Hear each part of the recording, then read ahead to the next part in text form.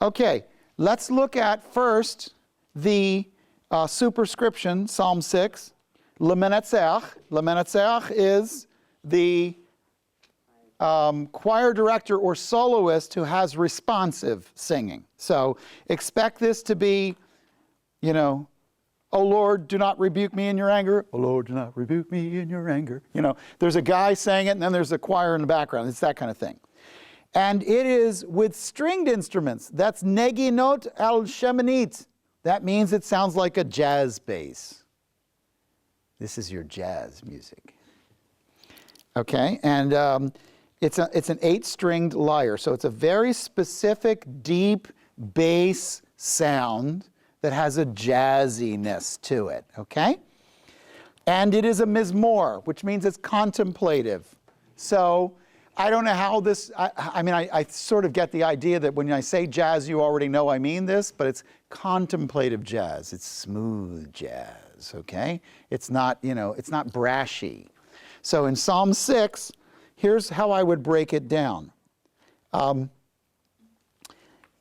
Because it's a jazz song, it is lacking a chorus, because jazz generally doesn't have one.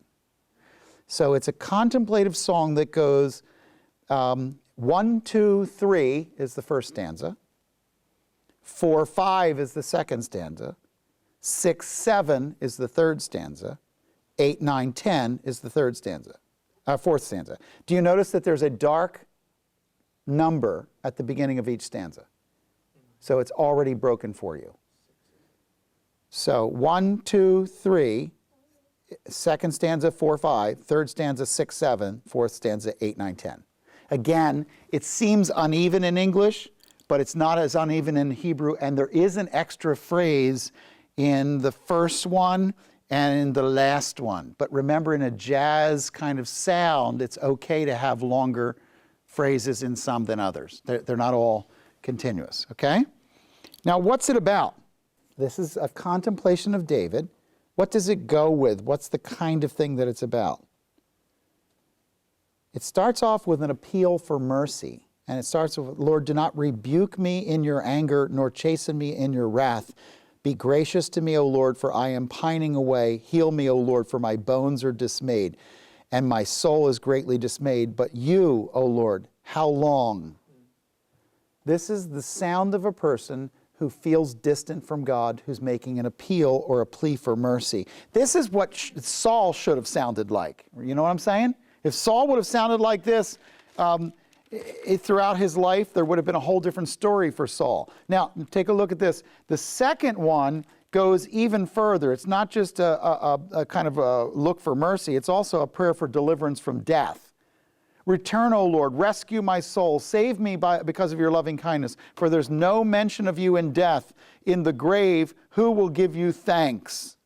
And what he's saying is, I need more than just your mercy. I need you to save me, for the end of my life appears to be near.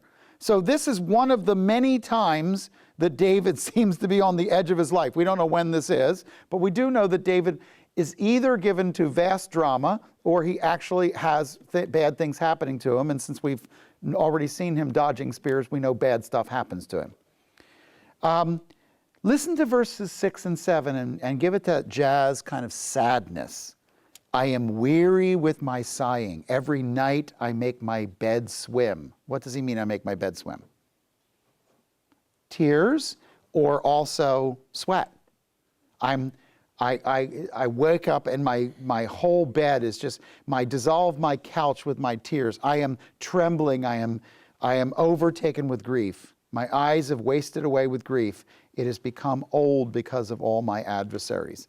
I just feel like my life is getting beat up in every direction. So you sort of get this sense. Now, look at the end of the psalm. "Depart from me, all you who do iniquity, for the Lord has heard the voice of my weeping. The Lord has heard my supplication. The Lord receives my prayer." Do you hear a confidence emerging in the song? So you build the song toward verse 10. "All my enemies will be ashamed and greatly dismayed. They shall turn back and they shall suddenly be ashamed." It's confident. It ends well, but it's never happy. There's nothing happy in this. I got all the way to the edge of my life and felt like I was going to die, but now I'm coming back. And in my coming back, I want you to know I have confidence, but I'm still contemplating and quiet. It's a very sad psalm. Do we have any musicians that write music here? So if you do you write any music? You know, don't give me something happy with this, because this is supposed to be sad. You're supposed to feel like at the edge of my life, I found the Lord again. I regained my confidence, but maybe not yet my strength. How's that? Okay, get on to the 7th Psalm. Ah! That's a Shiggaion. A Shiggaion is sometimes a translated meditation, but it's actually the word for emo screamo. This is a loud psalm. Yes? Never mind. You're good. Is the word that you just said, is that like right here? Shiggaion is right under Psalm 7. Sure if it was the word that you just read. Yeah, Shiggaion. It is used here, and it's also used in Habakkuk 3, and it's the only place you will see it. It is the word for do it loud. Okay, this is a brashy, loud song. It's almost an irritating song. Lots of people drive by my house playing these songs on their radio. Okay, which he sang to the Lord concerning Cush, a Benjamite. This word only occurs here, Shiggaion, and another form of it, Shigionot, a plural form of it in Habakkuk 3. Now, Cush is not otherwise known. This Benjamite was probably a supporter of Saul. The title associates the psalm with Saul's determined attempts on David's life, so that might be some of this. The bottom line is we don't have the exact sense of it, but we do know this is a loud and brashy song. Okay? We also know it's one of David's songs. So let's do the emo screamo, but let's put in it a doxology. Okay?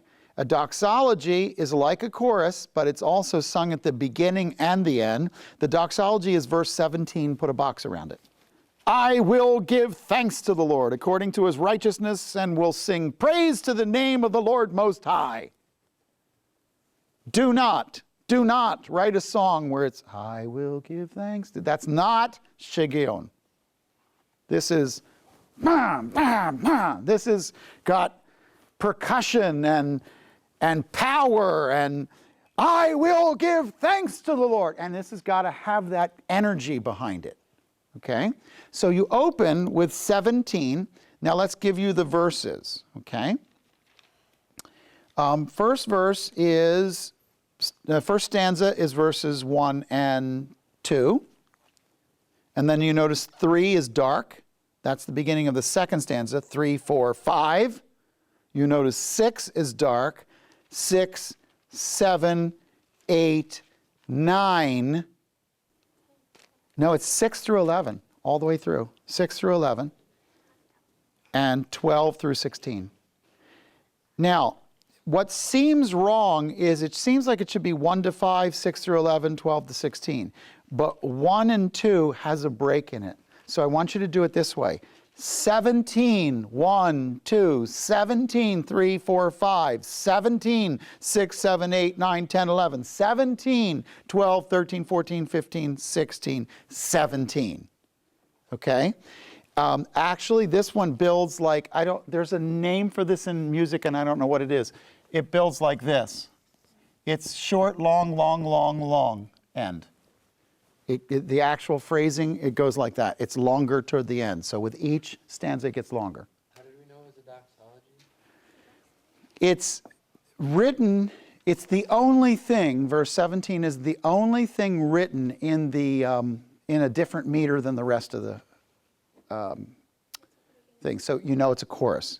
Now the question is, how can you tell it goes at the very beginning? In a Shiggaion, in a loud and pronounced thing, you usually start with your theme. And so we're assuming it's a doxology based on that. It goes before and after every Before, verse? no, before and after, before the whole song, and at the end of the whole song. It sandwiches it, but it's also the chorus in between. So It goes 17, 1, 2, 17, 3, 4, 5, 17, 6, 7, 8, 9, 10, 11, 17, 12 through 16, 17.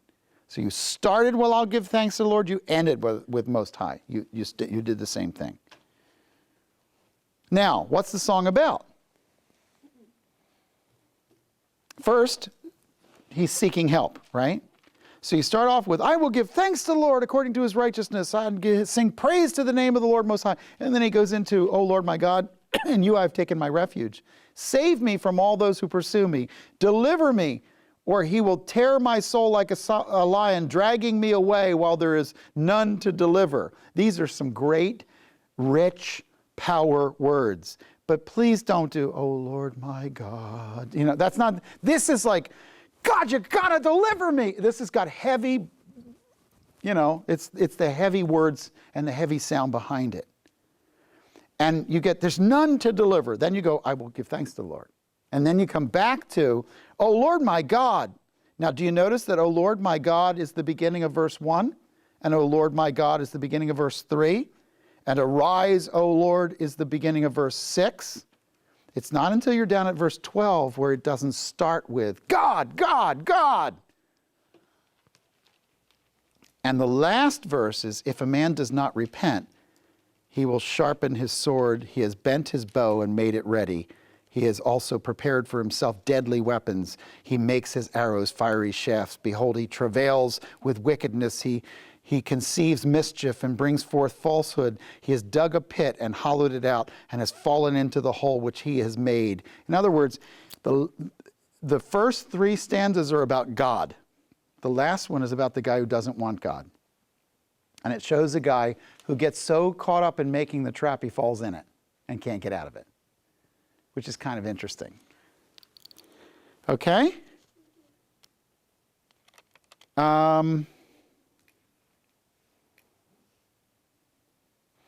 There's a word that I need to fix for you. In verse 16, at the end of verse 16, the word pate. It's not pate. He's not making lunch.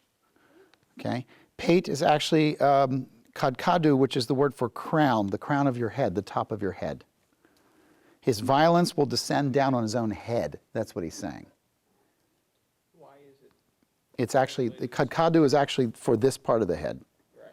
So pate, what are they trying, what are they thinking when they're doing it in the NASB? They're actually thinking, you know, that part of your head. Oh, okay. But it's not a word we use anymore. Right. I mean, Okay. That makes sense. there are people that know femur. Right. And other people just go leg bone. You know, you had to have broken one to know what it is. So pretty much. All right, let's go to 8. Okay, so we've now hit one of the emo screamos. 8 is unique. I want you to mark 8, 81, and 84. 8, Psalm 8, Psalm 81, and 84 are 3 grape stomping psalms. Did any of you happen to catch an old Lucy episode where she stomps grapes? Does anybody know what I'm talking about? You've seen this? Have you seen this? No? Andrew, you haven't seen this? Who else has seen this? Have you seen it? That was a different one. Okay.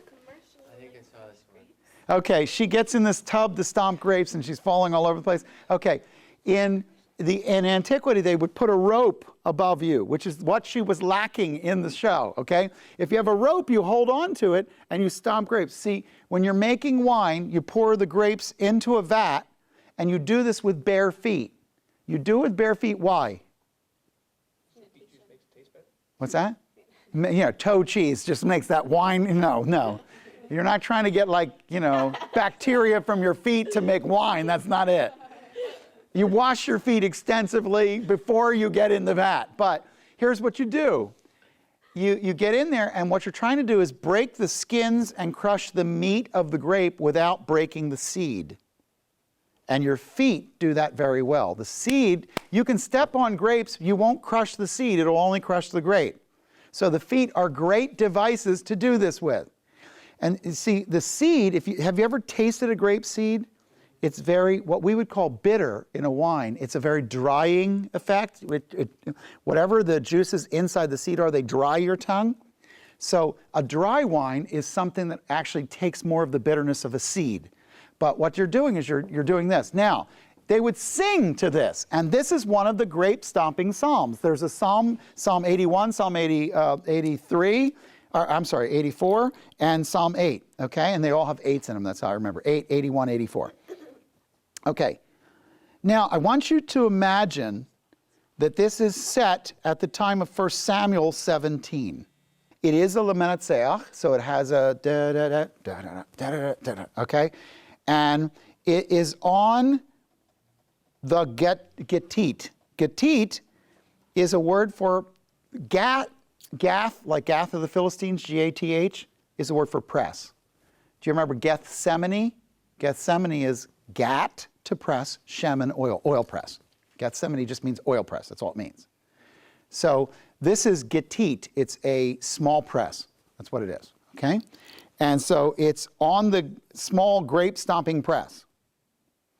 Some people will put it's a type of guitar. I don't think it's a type of guitar. I think it's a grape stomping press, but that's for another time. Anyway, because of that, what is it driven by? What is the song driven by? It's driven by the beat. This is a song driven by the beat, okay? And so this is to keep everybody stomping the grapes at the same beat. So in the background, you have this boom, boom, boom, boom, boom. And it's like, oh Lord, our Lord, how majestic is your name in all the earth. Now, there is a doxology to this, both for the beginning and the end, and it is verse 9. O Lord, our Lord, how majestic is your name in all the earth. That's the whole doxology. Do you notice that even the NASB has separated it and made it a separate verse? And it's dark, a dark number 9, and it sits apart. It looks to me like it's 1, 2, stop, 3 through 5, stop, 6 through 8, stop. The person who did the NASB disagrees with me. They believe it's 1, 2, 3 through 8. Okay, I do not think so. I think it's 1, 2. So here's how it would go. Let's sing it this way. 9, 1, 2, 9, 3, 4, 5, 9, 6, 7, 8, 9. Driven by beat.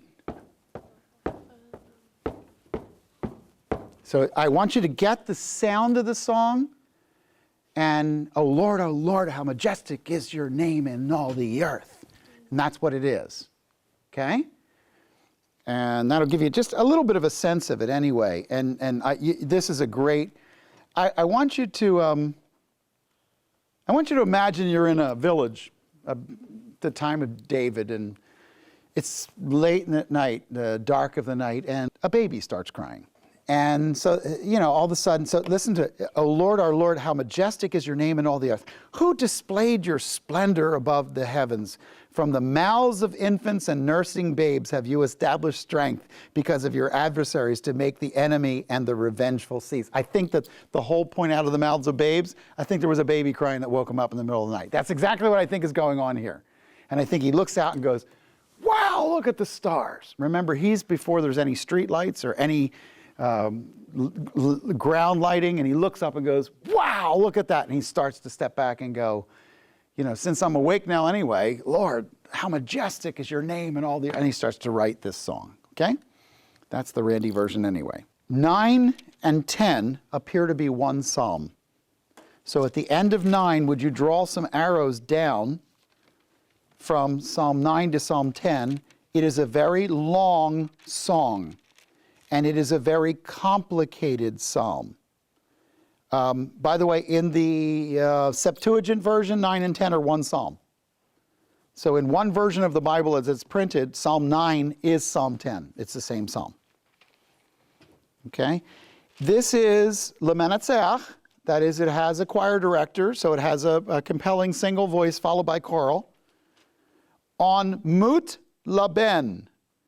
Mut, M-U-T-A, did everybody see what I'm saying? It's not muth, by the way, it's mut. Okay? Mut is death. Laben, to the son, death to the son. And it's actually probably death of a champion or death of a favorite son. And so I think what he's doing is he's writing a song for the choir director according to a well-known song already. In other words, this is, Martin Luther used to take beer hall songs and put biblical words to them because everybody knew the sound, okay? What was it, Peter a week or so ago did something to Auld Lang Syne, and he had some really good words. I thought that was fabulous. But everybody already knew the music, and so it was easy for everybody to step in. Well, I think that's what Dave is doing here. I think he's hijacking an already well-known song called Death of a Champion. Now, the breakdown for it, there does not appear to be an obvious chorus in either 9 or 10. And the problem is that everything is the same meter. So it's impossible, if there is a chorus here, I can't tell you what it is because it's all metered the same. And 9 and 10 are metered identically. But I would say this, you can break it down into a couple of sections. The first part of the song in verses 1 through 6 is what I will do. What I will do. Meaning David, I will give thanks. I will tell. I will be glad. I will sing. What I will do. And then in the second part of it, in verses 4, 5, and 6, I'm saying 3, 4, 5, and 6 is what you have done. Do you see it in verse 4? You have maintained my just cause. You have sat on the throne. You have rebuked. You have blotted. You have uprooted. So it's first verses 1 and 2 are what I will do. Verses 4 through 6, or 3 through 6 are what you have done. And then move into verse 7, who you are. This is great. This is who God is. God is unending. He abides forever. God is purposed. He established judgment. God is straight. He executes righteousness. God is fair. He judges with equity. God is a haven. He is a stronghold for the oppressed. It's a great description of who God is.